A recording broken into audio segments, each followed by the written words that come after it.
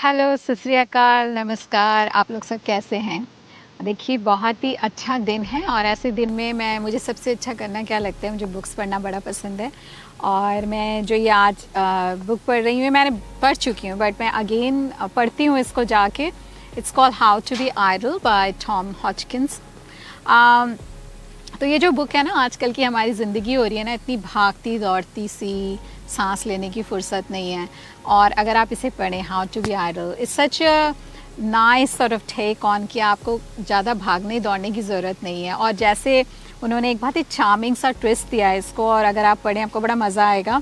And he goes back to the like history है पूरी की, कहाँ से हम लोगों की लाइफ ऐसी बनी है। You know this whole thing about 9 बजे से 9 to 5 आपको जॉब करनी है, तो आप पूरा एक मशीन बन गए आप, है ना। सुबह उठते हैं इतने बजे ये करना है आपको, फिर बच्चे आपके स्कूल जाएंगे, फिर वो आ रहे हैं, मतलब आपको ना वक्त ही नहीं मिलता है सोचने का और ज़िंदगी की छोटी छोटी चीज़ों को एंजॉय करने का। लाइक फॉर एग्ज़ाम्पल अगर आप यूरोप जाएं तो वहाँ पे अभी भी लोग ना दोपहर में सोते हैं, सिएस्टा होता है अपना, स्पेन और इवन फ्रांस में लंबे लंबे लंच होते हैं और लोग अपना टाइम लेते हैं, थोड़ा से फुर्सत के पल होते हैं, है ना वो। लेकिन आजकल हमारी यहाँ वेस्टर्न सोसाइटी में स्पेशली इतना टाइट हो गया है कि आपको हर एक मिनट का आपको हिसाब देना पड़ता है और आपके पास ऐसा कुछ भी नहीं रहता है जो आपको अच्छा लगता है करना।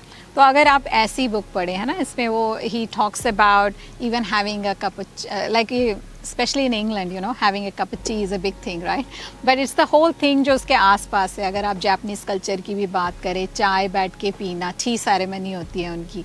तो ये जो छोटी छोटी सी चीज़ें थी ना, पूरा दिस होल स्लो मूवमेंट कि आराम से चीज़ हो रही है, आप सुबह उठिए और take your time. I know कि अपन लोग नहीं कर सकते हैं बिकॉज अपने बच्चे हैं, काम है, उनकी एक्स्ट्रा करिकुलर एक्टिविटीज़ रहती है, तो वीकेंड भी ऐसे ही निकल जाता है। पर अगर आप उसमें थोड़ा बहुत वक्त निकाल सकें खुद के लिए, you know, it's very very important. और वो आपको सेन भी रखेगा, नहीं तो आप पागल हो जाएंगे ऐसी लाइफ जी के। और इसमें ना छोटी छोटी उन्होंने डिफरेंट चैप्टर्स किया and he goes back to पूरी हिस्ट्री है कि कहाँ से वो स्टार्ट हुआ। और इवन बड़े बड़े जो राइटर्स हैं, इवन ऑस्कर वाइल्ड, नीचा, ऑल दिस बिग राइटर्स, उनके भी उन्होंने सब इसमें कोट्स लिए हुए हैं और उनकी फ़िलासफ़ी क्या थी लाइफ को जीने की, उसके बारे में भी उन्होंने एक्सप्लेन किया है बहुत ही अच्छी तरीके से।